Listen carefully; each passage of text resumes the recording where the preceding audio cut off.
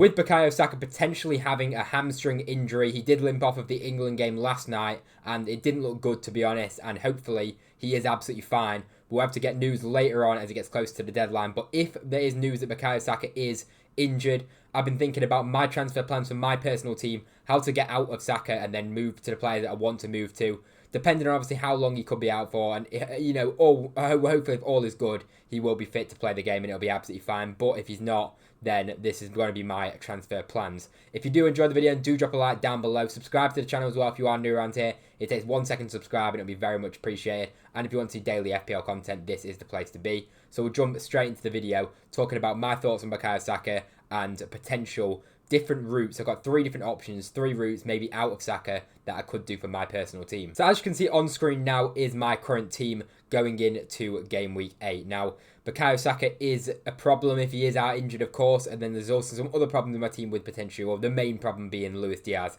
in my team. So I've got 3 different routes potentially out of Bukayo Saka.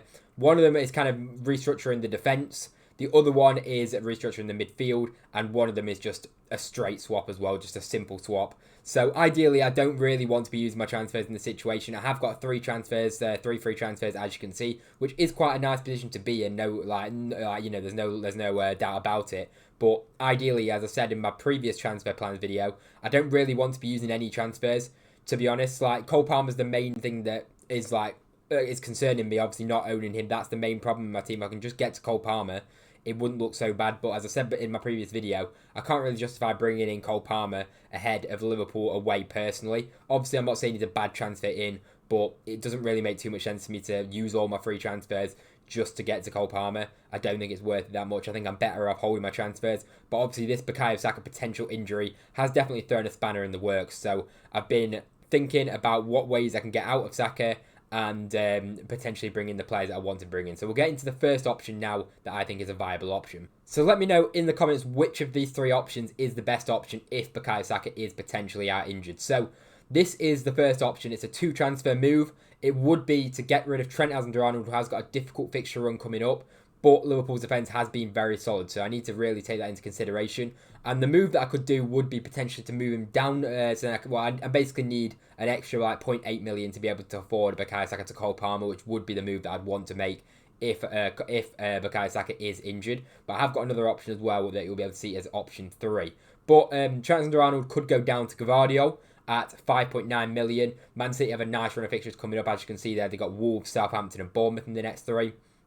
So a really nice run of games for Man City. Potential attacking threat with Gvardiol as well. Man City haven't been the best for clean sheets, but the game against Southampton especially, you'd hope for at least 1 clean sheet in the next 3, potentially 2. But that's potential move to go down to Gvardiol, get the extra 1.2 million then, and then I can do Saka up to Palmer. Then going on to the other option, the other defender that I could potentially bring in is someone that's been on my radar. He was in my other transfer plan video. It is Ryan Aït-Nouri.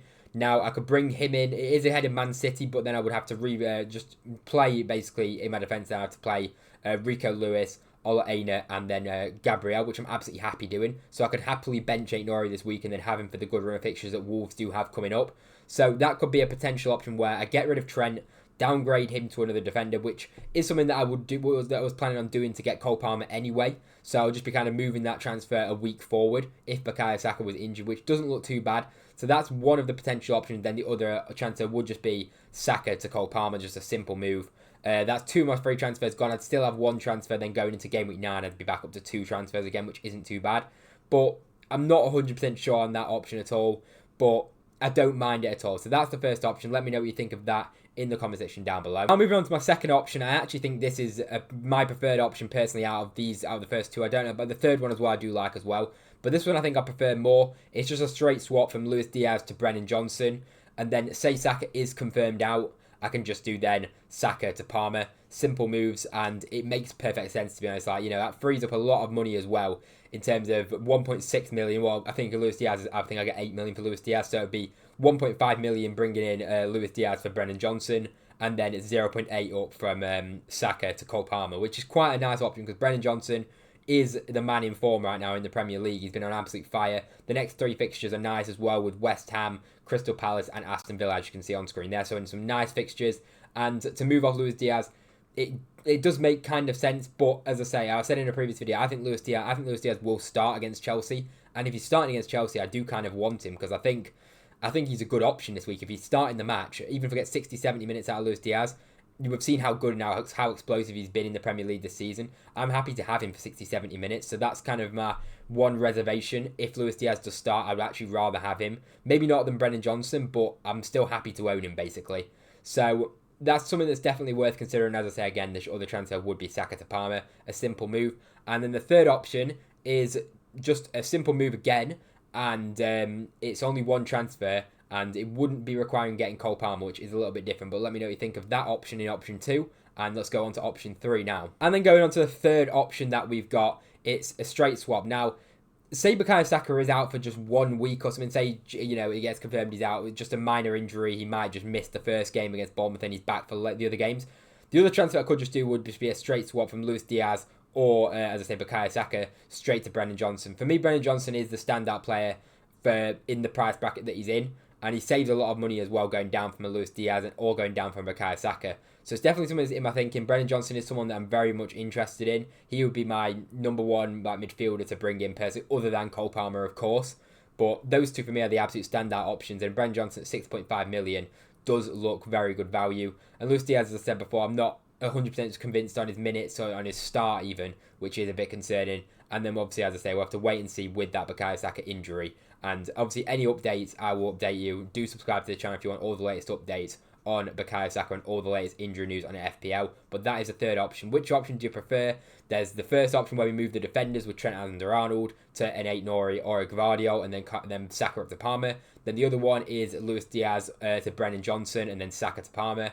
And then the third option is obviously on screen now, which is Luis Diaz or Bukayo Saka, just straight to Brennan Johnson. So let me know what you think of those moves in the comments. So that will about do for this video. As I say, I wouldn't make any transfers yet. We'll have to wait and see on the Saka news, but this is just me thinking about what potential moves I'd have to do if Bukayo Saka is confirmed out of that Bournemouth game. Now, it wouldn't even be a bad hold, as I say. If he's only out for 1 week, I wouldn't even mind holding him. But the problem is his fixtures after Bournemouth are quite a difficult run. It's 3 difficult matches for Arsenal. If I just quickly check it, it's Liverpool at home, Newcastle away, and then Chelsea away, and then Forest at home isn't even that.